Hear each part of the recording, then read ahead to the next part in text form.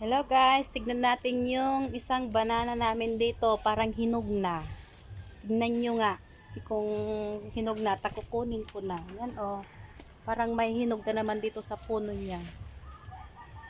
Hinog na ba to? Maliliit pa. Maliliit pa, pero parang mamamatay na guys itong puno niya oh.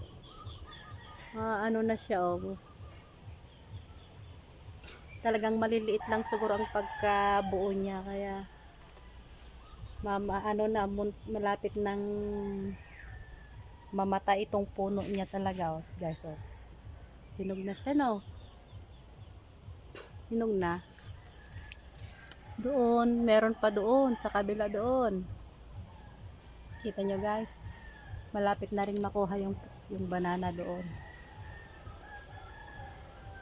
Kunting ano pa, ilang araw pa yan, kukunin ko na yan.